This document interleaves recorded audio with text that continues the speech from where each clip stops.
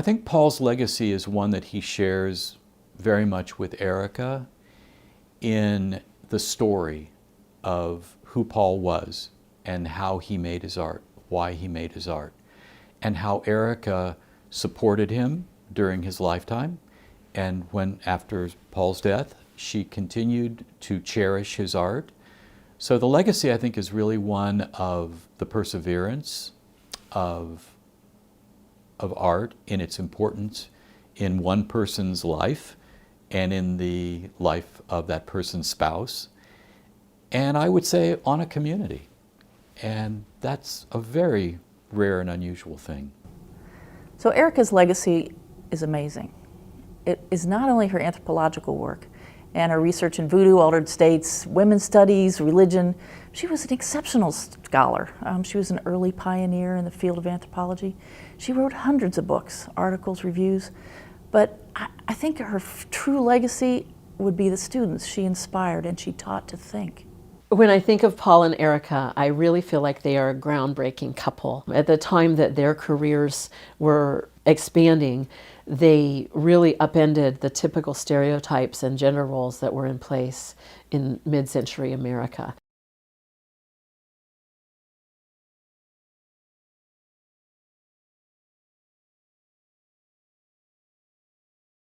Paul-Henri Bourguignon was born in Brussels, Belgium in 1906. His father was a French-speaking Belgian and his mother was a Dutch-speaking Belgian. So in his background, he had the two different sides of cultural heritage of Brussels and of Belgium. He had a very early show at a commercial gallery in Brussels when he was about 22. And according to Erika, it sold out, or it almost entirely sold out. So he had success as a young man. World War I ended in 1918, but the conflict left Belgium in a mess. And because of that, Paul began to travel wildly. So he went outside of Belgium. He went first to Paris and then Spain. He went on to discover North Africa, explored Yugoslavia, Italy, Corsica. He recorded what he saw in photographs, and he took his little box of pastels around and he started to paint the countryside with pastels. He doesn't go back to university until about 1934, and then he is studying at the Free University of Brussels when he goes into a graduate program in art history, and that's when he developed his research on the Spanish painter El Greco. And then World War II intervened and completely, overturned his life as it did that of millions of other people. And Belgium had actually been trying to remain neutral.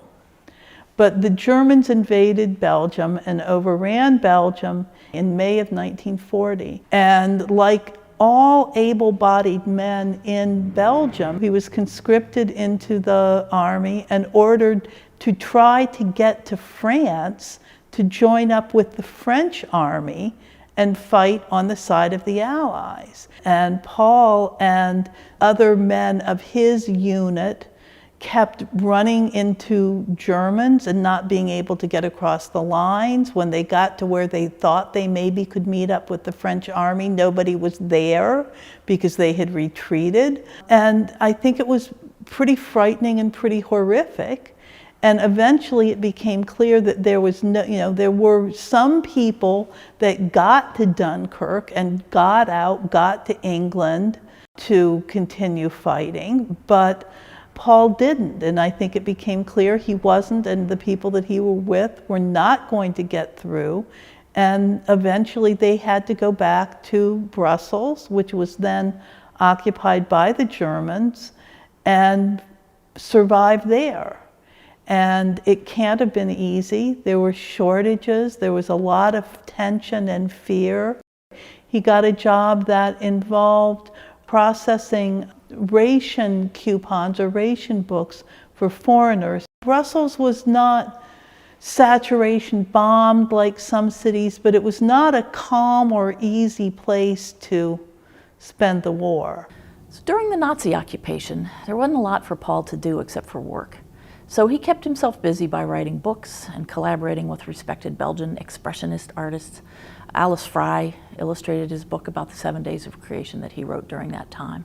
In 1940, he had been a reporter for what translates as the National Telegraphic Association or Organization of Belgium. And it was essentially a kind of news agency. In the immediate years after the war, Paul returned first to the National Telegraphic Agency, again as a reporter. He actually did reporting on the last days of the war. He reported on the Battle of the Bulge. And then after the liberation of Belgium and of Brussels, there seemed to be sort of a real outpouring of creativity after the tensions and the deprivations of the war years. In 1944, Paul joined the staff of the newspaper Le Phare as their art critic and travel reporter. His work was widely followed.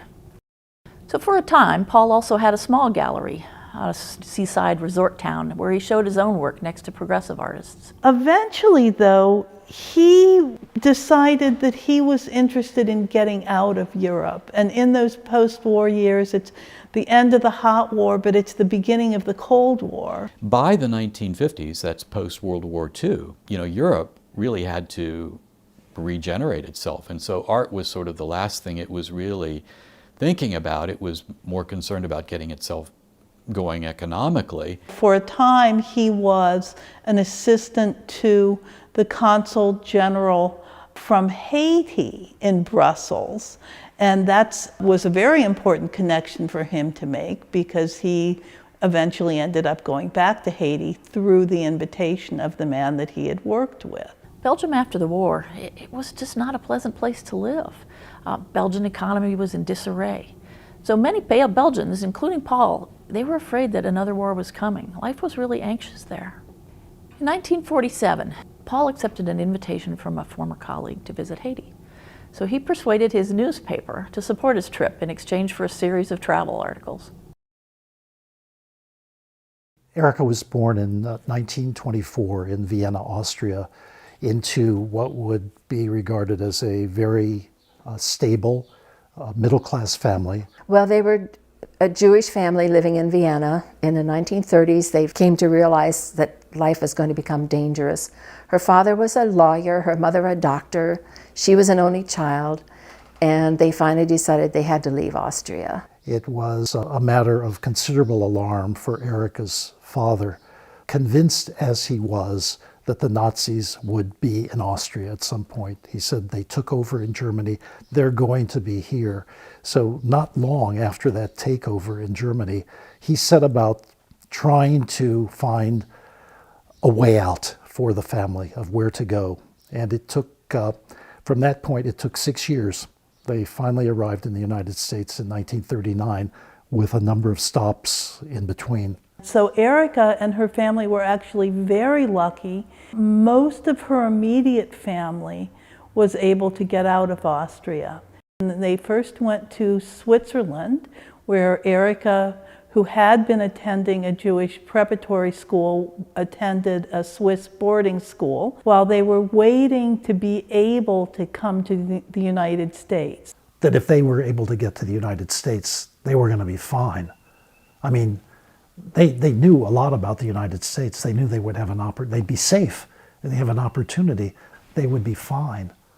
Desperate, really desperate to get here. So on her father's side, her aunt and her uncle, who was a physician, they committed suicide before others in their community were gassed in mobile gas chambers. On her mother's side, she lost an aunt and a cousin who were transported to a concentration camp. They didn't survive. She didn't want to call herself a Holocaust survivor, because she didn't think that was what she was, but as a refugee, I guess. But she ended up in Queens, New York, which is considered to be perhaps the most diverse community in the country. New York was full of all kinds of minorities, so she was in high school with black kids and Italian kids, and she was one among many minorities. She was 15 when she arrived, and she knew very little English, but as a young person, she was able to pick it up rather quickly. But I think Erika, like a lot of young people, wanted to mainstream as quickly as possible. And she was able to do that once her parents enrolled her in high school. And she ended up going to Queens College for her bachelor's degree. The most formative experience at Queens College was a course with Hortense Powdermaker. She had started life as a labor organizer as a young adult. The course that Erika took with Hortense Powdermaker really ignited her interest in anthropology, because Powdermaker wanted everyone in the class, mostly first, second generation Americans or immigrants, to write a paper on a minority with one caveat: don't work on your own minority.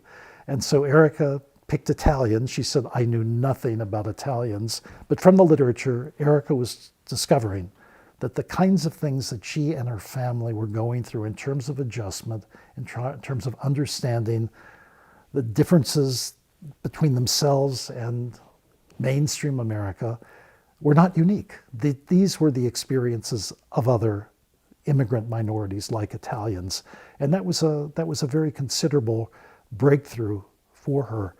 She was very well placed as someone aspiring to be an anthropologist, because the thing to remember is there were many, many refugee scholars in New York during the war. One of the opportunities she took advantage of was to take a course at the New School for Social Research, where the great French anthropologist Claude Lévi-Strauss was teaching. Also in New York, she had met a man who was very instrumental in her going to graduate school at Northwestern. His name was A.I. Hallowell. She studied under Hallowell briefly. She was a field researcher in a Chippewa Indian reservation in Wisconsin. Then after that, she began studying with Melville Herskovits. Herskovits thought getting a master's degree was a waste of time. Erika went directly from an undergraduate program to a PhD program. And so she did her doctorate at Northwestern University. And Franz Boas had been the founder of American Anthropology and established the first academic program in the field at Columbia University. And he trained Melville Herskovits, and then Herskovits trained Erika. And Hallowell decided to return to Pennsylvania. So he returned there, and Erika stayed in Evanston and began working with Herskovits. And that's how she got to Haiti. Got a grant and basically told her that she was going to do field work in Haiti, and that's how she developed her interests there. Paul arrived in Haiti in May of 1947. Erika arrived in August of 1947. I believe that Erika and Paul met very shortly after she arrived in Haiti. He met her at breakfast. They both spoke French. He was to leave. He did not leave. He stayed. She stayed and did this field work. She was 23 when they met. And I just think it's a fabulous love story. He had already been there for some months, and so I think he kind of became one of her sort of guides to getting around and to seeing different places. And I think that was also part of what brought Paul and Erika together, is that they were both, in a sense, strangers in a strange land. In terms of trying to imagine what his purpose was, I think it was to find a new life, to try something different, to be somewhere else. And he got the newspaper Le Phare to sort of sponsor him as a foreign correspondent, and he did some reporting on Haiti and on the region. He was by this time taking photographs, and I think that she realized that his photographs could be very useful to her research, or maybe they both just wanted some sort of an excuse to travel together, to look at things together. So Paul didn't paint during this period in Haiti. He considered himself a writer and a photographer. He took a lot of photographs. Erika published quite a few of them in her books over the years. She archived them in the Ohio State University's Knowledge Bank. I know that Paul had a pretty wide circle of acquaintances that included poets and politicians and painters and artists. Some of those acquaintances became the basis of a novel that he wrote called The Greener Grass, and became also the basis for some of the images that he painted of cafe scenes. There was a lot of expatriates, Truman Capote, Andre Breton, Ernest Hemingway, many other artists, writers. The Haitian primitif movement was just blossoming. She gets a big kick out of telling about meeting Truman Capote, and he was staying in that same little hotel, and how he would walk around town with a necktie as a belt. You know, and how eccentric he was. Erika worked not only in Port-au-Prince, the capital of Haiti, but she worked in two smaller communities that really weren't that far out of the city.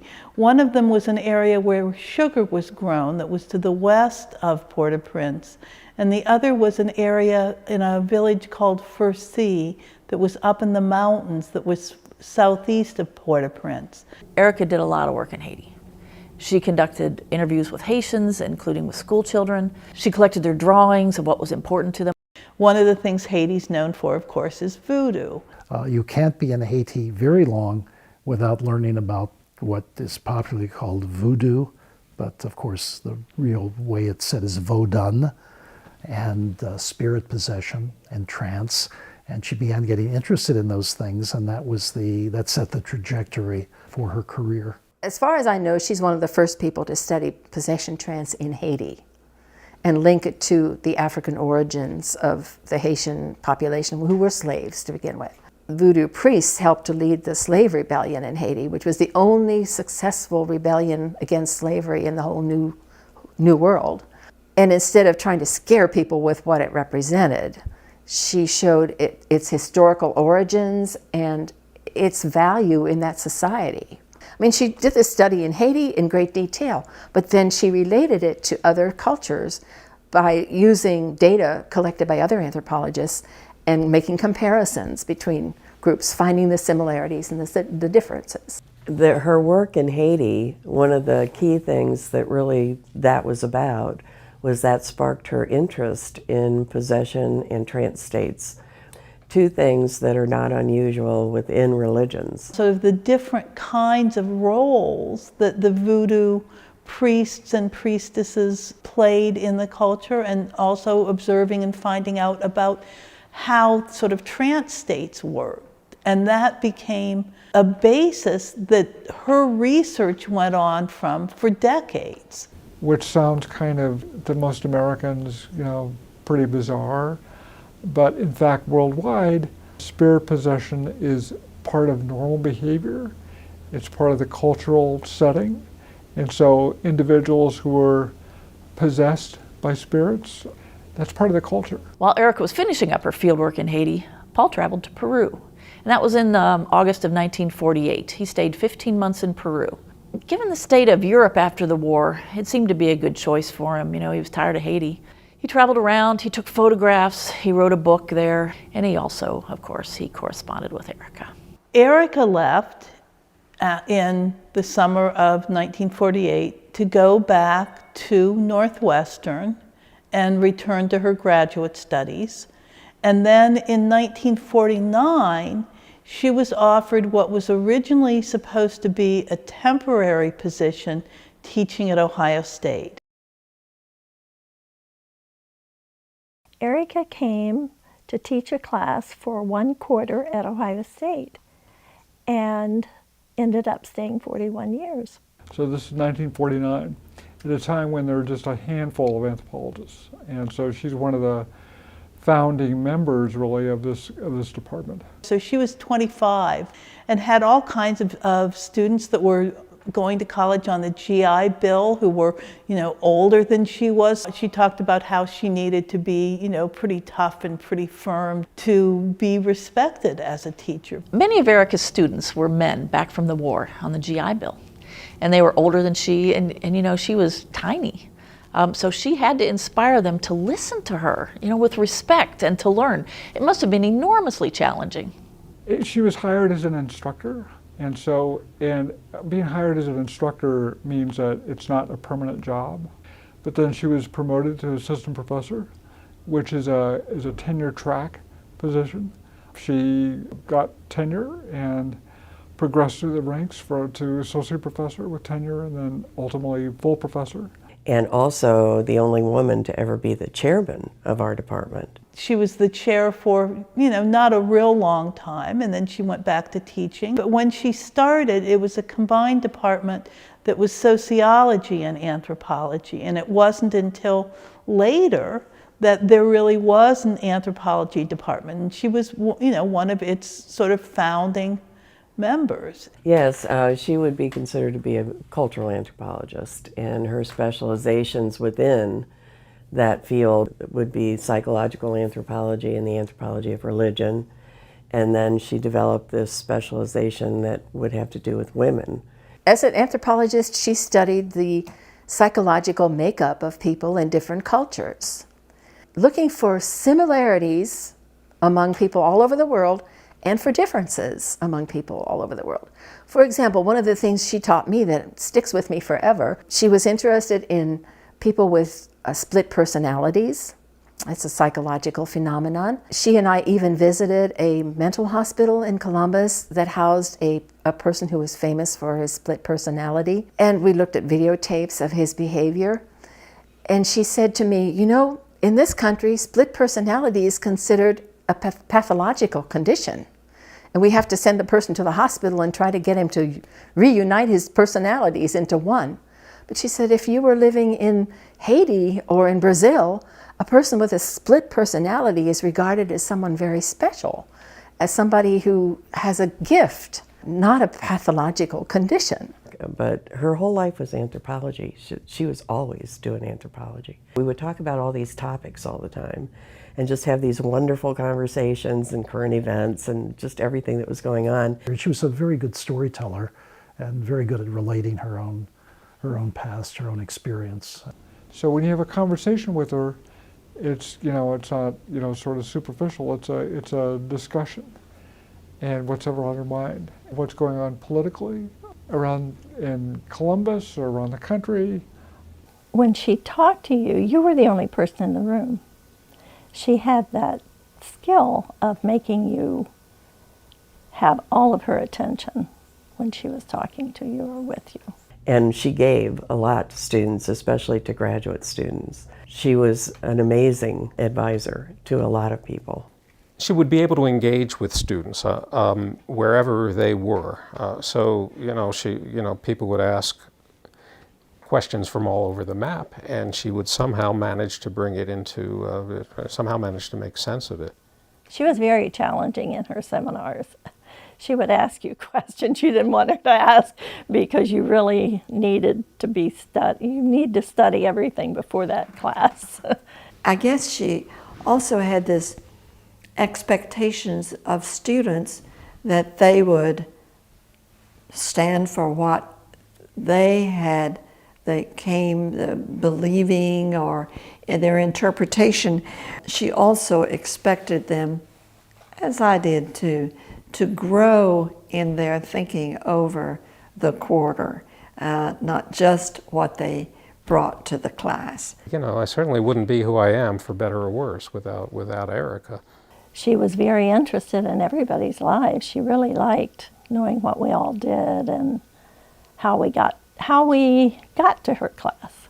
Erika actually was very instrumental and very involved. She was part of a committee called the Committee on Academic Excellence for Women. She was one of the founders of that initiative that really tried to work with the dynamics of women getting through degrees, because they often would be older, they often would have children, and so she was trying to work with some of those issues to facilitate women being more successful. When I was working for her as a graduate assistant, she once got a postcard requesting a reprint of an article she'd written from a shaman in Siberia. I was really floored. I said, Erika, look, a shaman is asking for your input. She just shrugged her shoulders, says, oh yeah, that's normal. To me that was something really amazing. Erika left an important legacy in terms of methodology. She did field work, but she only did field work in Haiti early in her career. However, from that point, she did a major comparative study, which was a big contribution to methodology, where she used computerized programs to analyze a large body of data to look at this issue of possession and trance. Then from there too, you have the women, the fact that she really established a specialization in women. She often said that her life story, her life history, and her becoming an anthropologist were kind of a seamless unit, because anthropologists are continuously looking at the differences, the cultural differences around them, and trying to assimilate them and trying to understand them. And that's what she was doing as an immigrant before she'd ever heard of anthropology. You know, those early experiences, I think, had a huge effect on her. And then, of course, being trained and doing the field work, but her whole life was anthropology.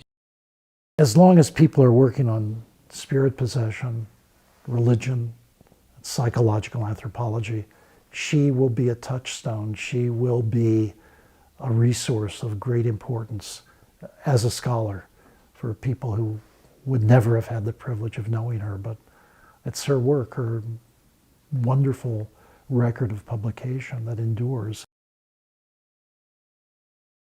He started taking art lessons while he was a teenager. I think studied with actually some pretty significant Belgian academic artists. He never went to formal art school. He did not attend, an art academy or anything like that. And one of the things that was unique about his style that these artists observed and his teachers observed was he often represented things in ways that were different than they appeared in reality. So here he had painted a picture of this house and he had painted it yellow, and he thought it was one of the best things he'd ever done. And his teacher was outraged because the house was white, and how could he have not painted the house in his picture white. And so his use of color and the way he conveyed scenes and images was really different. I think first break with total representational realism of what he sees, and changing instead to truth to what he thought seemed right. I think that's something that was unique, and it's something that was a technique that he stuck with his whole life, and he really was not bound by or constrained by the conventions of how painters were supposed to paint. He was very aware of what was happening in Europe in the 20s, 30s, and 40s and 50s, and he sort of picked up then in the 50s and was trying it out, trying each one of those different styles on for size to see what fit him, to see what he liked. The thing that impresses me the most, it starts out, the very earliest pieces are very Matisse-like. He did a lot of figurative things, and they're all nice. He did a lot of landscapes, and they're well done. He has a broad variety of work, but you can always tell who did it. He was able to sort of leave one idea and move into another idea, not get stuck somewhere as a painter. So yeah, I admire the whole idea of moving forward and then being able to break away and try these different things, not being stuck in a place. That guy was not stuck, for sure. His work demonstrates how much he just wanted to keep moving forward as a painter. His early work was in pastel. So he decided there weren't enough colors in the box, and when he got to Columbus, Ohio, he threw them away. He then painted in gouache, which is kind of an opaque watercolor. He briefly tried oil painting in Peru, but it took 3 days to dry. So in the 70s, he switched to acrylic. I would say that you really see certain hallmarks, which is a love of color and a love of flatness, which comes out, I think, again, from Matisse. It's a very sort of Matissean quality.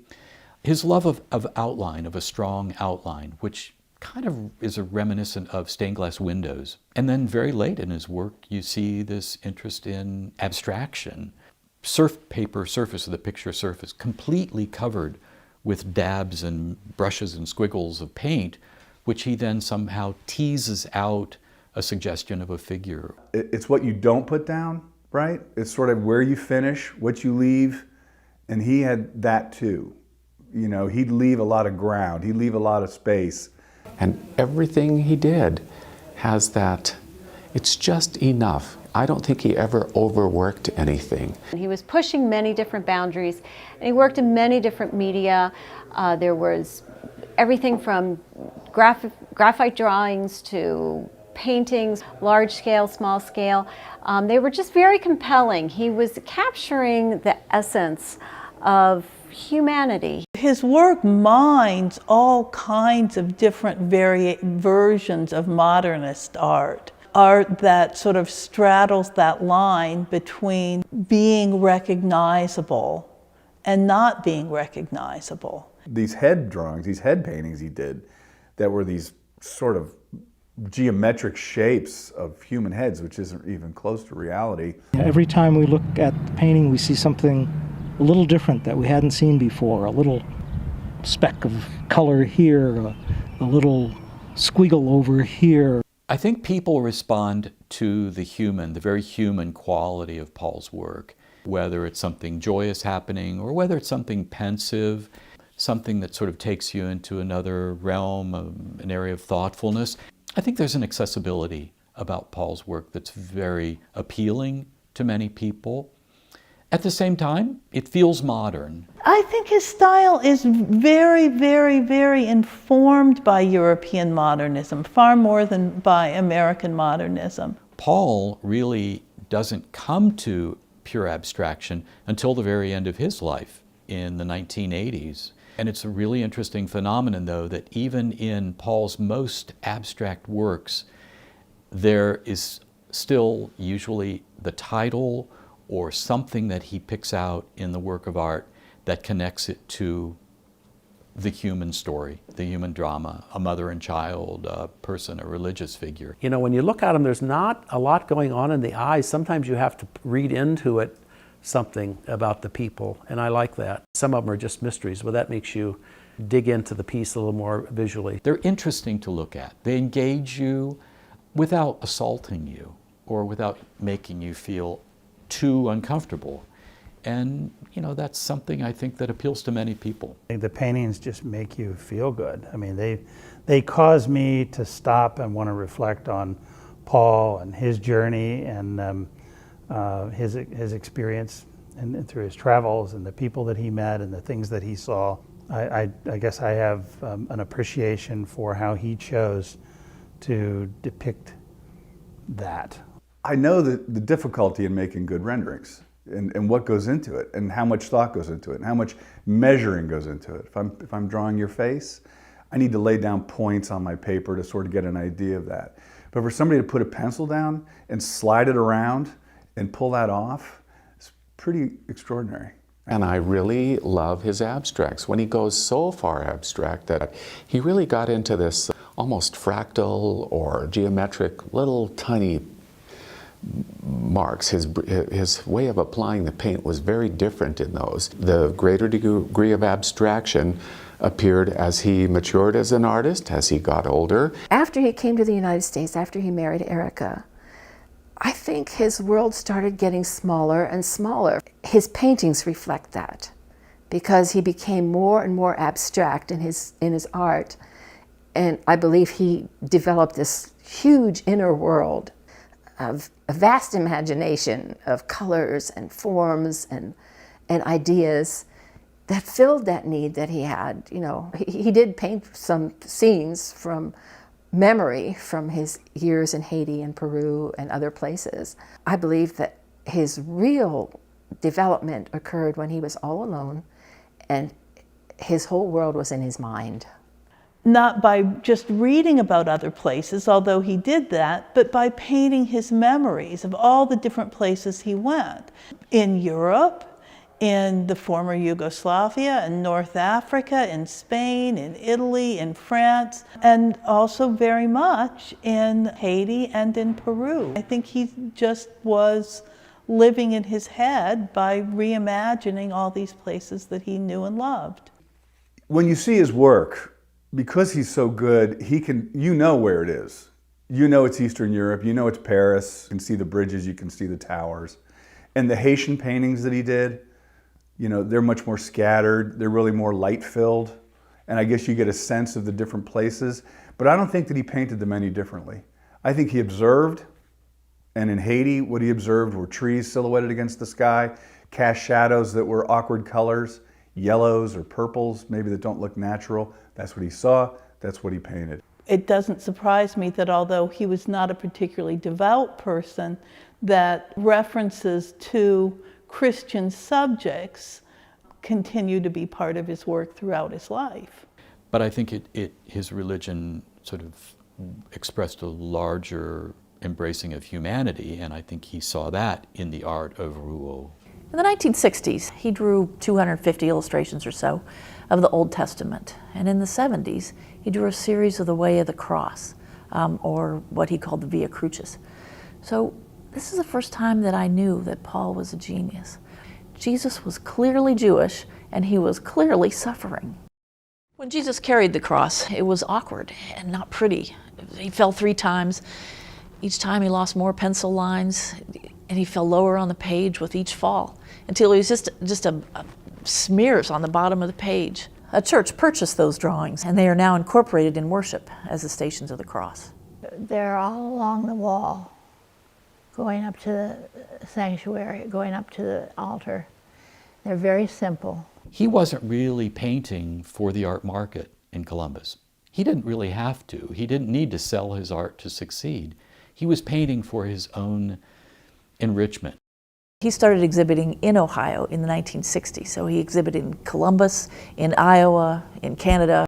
But most notably, this is the big deal, he had a big solo show at what was then the Columbus Gallery of Fine Arts, and that was in 1964. But I don't think he promoted his work very much. And it wasn't until after he passed away that Erika went to great efforts to do that, and she was very successful with that. After Paul's death in 1988, Erika continued to promote his work. Gallery 5 was the big step. Lynn Muskoff was a fantastic advocate. His work started to become known and collected in Columbus. Lynn Muskoff, she was the pioneer in trying to promote a Bourguignon. We were very impressed with the art, and very impressed with his whole the history that we were able to get at that point in time. Really, other than René Steidl, we were the first ones to really give his art exposure in Columbus.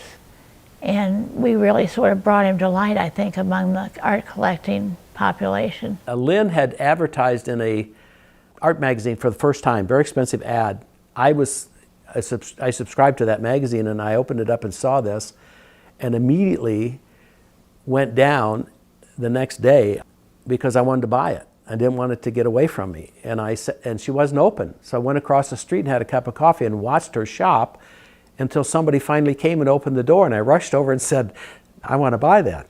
I mean, he was just, I've got to have that painting. And I didn't want anybody else to have it. I didn't want to share it with anybody. He was one of the most prolific painters that I have ever encountered. And his range of style and his range of skill were both expansive. Erika arranged a major retrospective at the Schumacher Gallery shortly after Paul's death. There was another one at the Richard M. Ross Museum of Art in Delaware. This is the best one, though. She exhibited Paul's work in New York in 2006. After Gallery 5 closed then, Erika began exhibiting Paul's work at Art Access Gallery in Columbus.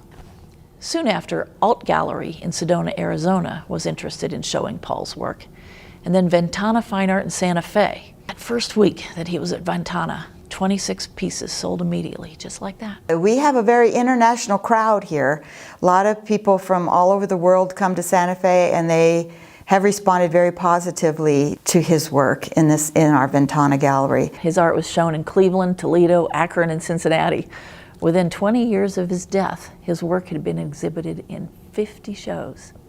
Quite a few museums, including a museum in Brussels, began acquiring Bourguignon work for their permanent collections. He probably said early on, I'm a writer, I'm a journalist, I take photographs, but I really want to paint.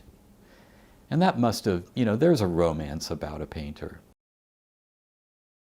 I think that their lives really are an example of the possibilities that can happen when we step outside those stereotypical relationships. It allowed Erika to pursue a fabulous career as a faculty member over the span of 4 decades, and it also freed up Paul to create a massive body of work that is a real treasure for us to this day. I think Erika derived great satisfaction from her teaching, from her career. I mean, intellectually, she's brilliant, and she made wonderful use of those talents. But when she went home, Paul was her life. And Paul and she then shared their love of art. That somehow this always seemed like it was a romantic relationship, that there was a lot of love.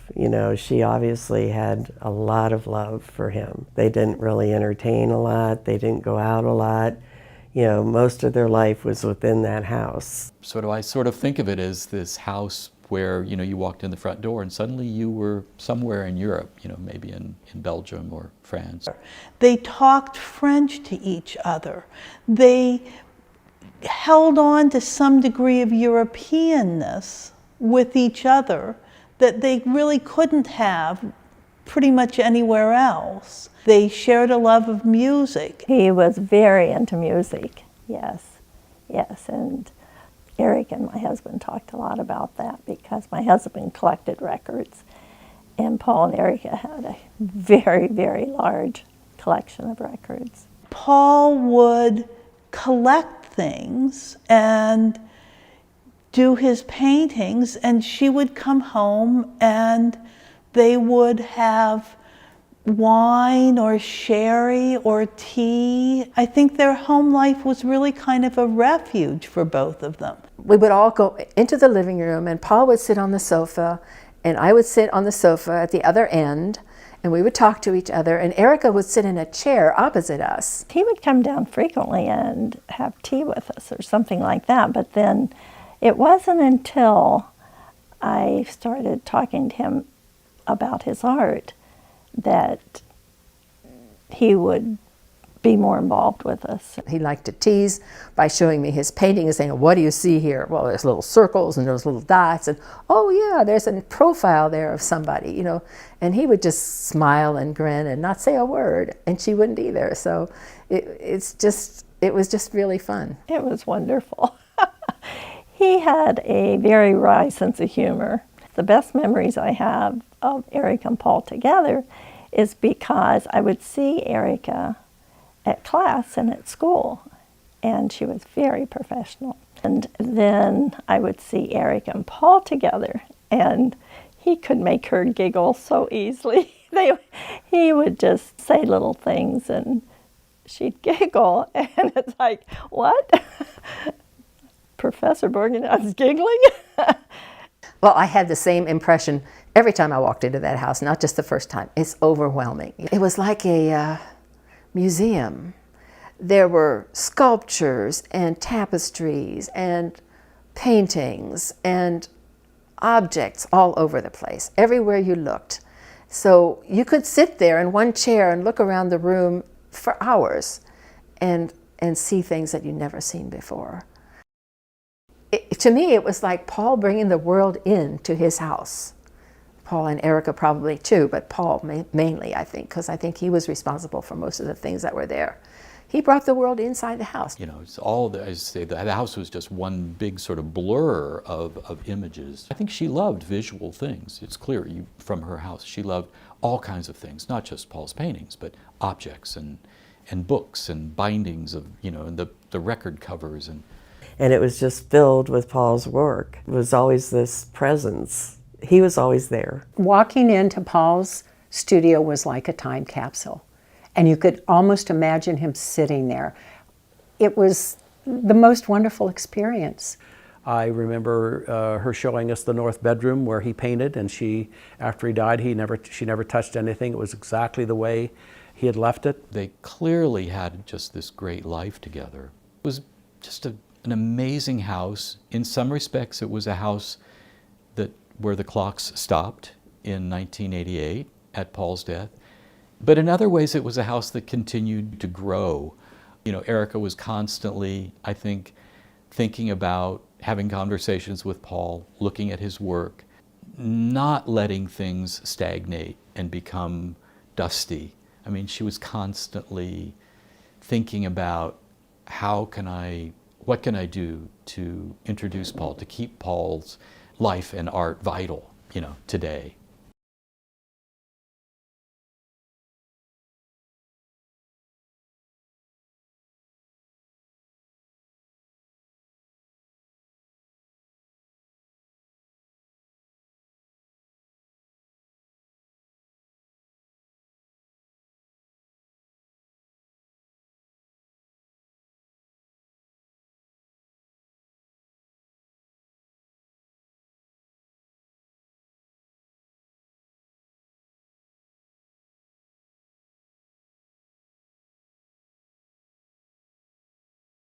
So Erika, early on, when she realized what a big project this was, got a lot of help. That's why I would stop and see her quite often, because she wanted to talk about what she could do to get Paul's work out there. She didn't want it to sit in her basement and then have something happen to her, and then what are we going to do with it? I mean, she was on a mission to make this work known. She really wanted people to have it and to love it and take care of it. And then she didn't have to worry about it. She planned several exhibitions every year across the United States. A high point was exactly 50 years after Paul's first solo exhibition at what was then the Columbus Gallery of Fine Arts. Erika began working toward a second show at the Columbus Museum of Art. Erika really saw this as a chance to do something really important for Paul, which was something she had always wanted, and that was another retrospective at the Columbus Museum of Art, and it was a source of tremendous joy and satisfaction to her. I can't even tell you how much that meant to her, because through her it meant Paul, that was something she was doing for Paul. And I think it was one of the things that really helped her live the length of time that she did. And she always talked about the fact that you have to do things that get you out of yourself, and that was what made life meaningful and gave you energy. And so taking up Paul's career after he had died and she was retiring was really an essential part of her life. In many of the meetings with Erika, she wanted me to get to know Paul's work increasingly. So there were always new works that she showed me, and it's very recognizable, it's solid, it's high quality, it's well loved in the community. Following the museum show, the Columbus Museum of Art show, exhibition, I think people were thrilled. They were thrilled for Erika, they were thrilled about the work, they were delighted the museum participated. It was just gratefulness on all sides, and what a tribute. All of her students were there from 20 years ago or 30 years ago. It didn't matter. Everybody wanted to celebrate Erika. And it gave a nice continuum for their life, from the time they met in Haiti all the way to Columbus, Ohio. The legacy is what you go and see and are able to observe. They left something behind that you can still appreciate, and the tangible thing is the art that's hanging on the walls in the galleries and people's homes and in museums. I see his work as timeless, and again, because it's so figural, it's about humans being with other humans, and it's about showing us where he lived, what he loved, he has shared with us. So I find it to be timeless. When I talk to people about this exhibition, I talk to them about the diversity in the work. There's different genres and different styles of work here that really tell Paul's story. So when I first started representing that body of work in about 2000, he already had a following of people. She'd be so excited to know that how much of the work is sold and how much of it really is out in the public. Paul's body of work provided us a really unique opportunity, because it was a window on both Erika's work as an anthropologist and also his work as a fine artist. I think in a way, Erika and Paul were similar with their life's work. As an anthropologist, Erika did not judge or sugarcoat her subjects. And Paul didn't sugarcoat or idealize his painting subjects either. He's different. He's just unusual. He's unique. He's one of a kind. And I think that's the thing, and I look for that. I see happiness in his paintings. I mean, I think that's a word that's been used to describe his work quite often. Looking at his work and just seeing the light and the energy and feeling that this was something that we wanted to have in our house. Every time we look at it for the first time. That's what art does for me, is every time you look at something, you see something new, or it evokes a different kind of emotion, or you get a different perspective, and that was kind of the Bourguignon moment for us. There are over 100 galleries here on Canyon Road. There's probably over 200 galleries in Santa Fe itself. This is the second largest art market in the United States, behind New York City. I consider him one of the great masters of 20th century modernist theory and practice. It fits. It fits. We got a room full of people in there, looking at it for the third time. This is a wonderful story of a man who was very worldly, but did indeed live here in Columbus, Ohio. And I think that Paul's work will be looked at 50 years now. I'm sure it will. Paul's legacy is his artwork. He's represented by multiple galleries. He's in collections and museums throughout the United States and in Europe. And Erika's legacy is that she is a world-renowned anthropologist, a stellar teacher and scholar. She was a mentor to so many people, and what they accomplished is going to live forever. So she has a legacy of these former students all over the U.S. So there is quite a crowd that has followed her.